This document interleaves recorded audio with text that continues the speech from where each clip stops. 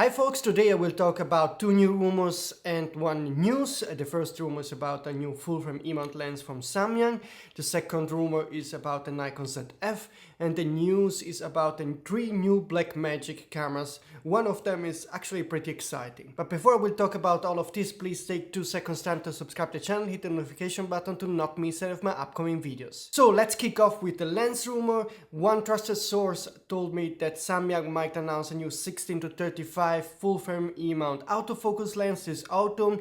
He wasn't 100% sure yet because he didn't get the rumor directly from Samyang but through another channel, so he said like just give me some time to confirm it, but it appears that this might be the case.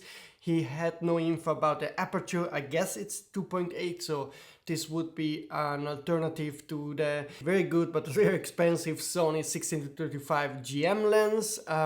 There is no info I got about the possible exact release date or pricing, but I should get them soon. The second rumor I got is about the Nikon ZF. As you know, it was the very first one to tell you that the Nikon ZF might be announced in late September, around September 20.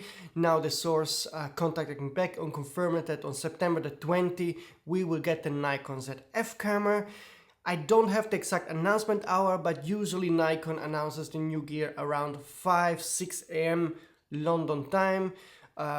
So expect this to be the case also for the Nikon ZF. All the specs and images have already been leaked, so I am not going to repeat them, but anyway, we will get the new camera on September the 20. The third news of today is regarding the new Blackmagic Cinema cameras. They announced 3 cameras. The most affordable camera they announced yesterday was the Blackmagic Design Micro Studio Camera 4K G2. This camera actually looks quite cute, and my first thought was, why didn't they an action camera out of this? Just add a screen on the back and it would have been nice, because I'm biking and hiking a lot and I do use action cameras and I'm totally not satisfied with the image quality.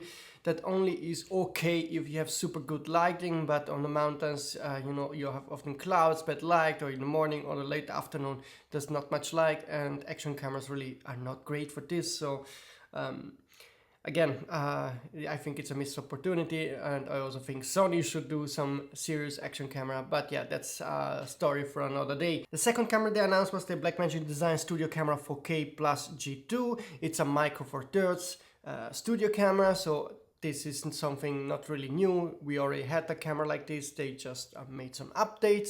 But the third camera is really interesting. First of all, it once more confirms that I'm actually very reliable with rumors, because I was the first one telling you months ago that Blackmagic would announce a full frame L-mount camera in autumn.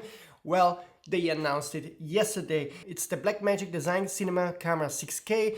It's a full frame 6K camera with Leica L-mount, and it's quite an exciting camera because they really throw in any possible feature into this camera. So if you're a video maker, this camera might be really interesting for you. And that camera has many features that I really found exciting. Among them also we have a huge 5-inch LCD screen on the back. That's something I miss on Sony cameras, where the LCD screen is quite low resolution, not bright enough when you use it in direct sunlight or bright daylight. So that's something where Sony really has to step up the game. And what's more important is that it has a very superb interface with also smartphone app support. So this is where this camera really shines.